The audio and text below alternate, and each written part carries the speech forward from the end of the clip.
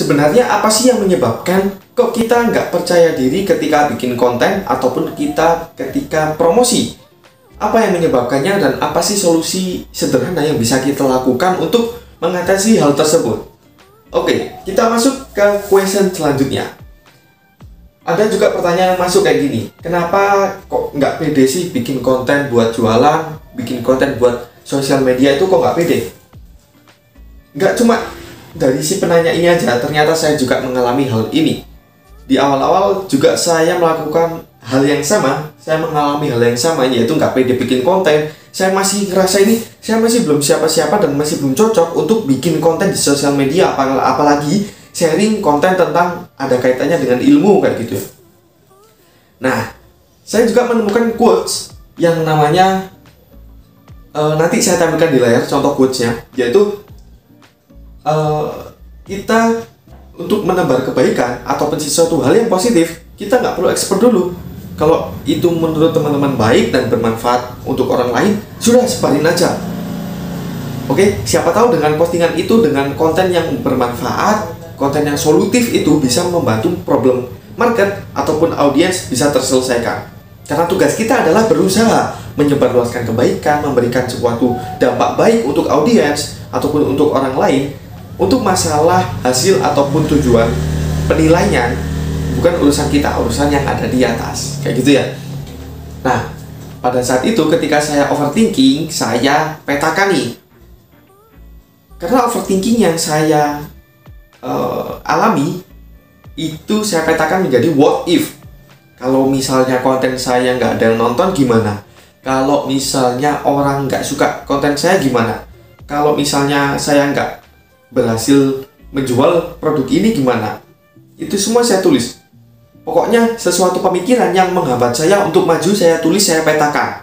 Nah, setelah itu solusinya adalah masuk ke yang kedua, yaitu mengubah what if menjadi as if.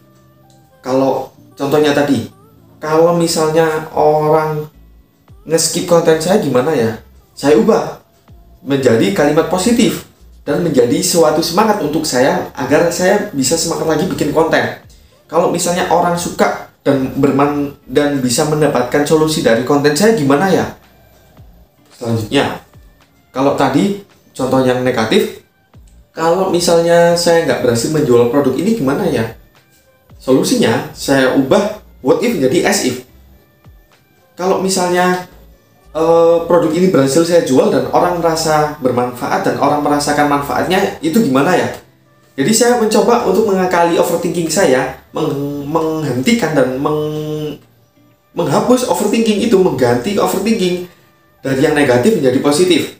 Jadi pikiran saya adalah positive thinking terus. Itu yang saya lakukan. Nah, juga ketika kita bikin konten jualan, konten promosi, mungkin kita kadang minder sama produk kita sendiri, kita kadang minder sama konten promosi kita, takut orang nggak beli. Nah, ini juga quotes dari salah satu coach dari mentor, yaitu Kang Dewa Eka Prayoga, yaitu jualan adalah sebuah aktivitas membantu orang yang dibayar. Ya namanya juga kita jualan. Konteksnya adalah kita jualan, kita memberikan solusi kepada problem yang dialami market, terus kita mendapatkan komisinya dari sana. Beda lagi kalau yang namanya berbagi ataupun sedekah. Ya, kita pure yang namanya berbagi, nggak mendapatkan bayaran kayak gitu ya.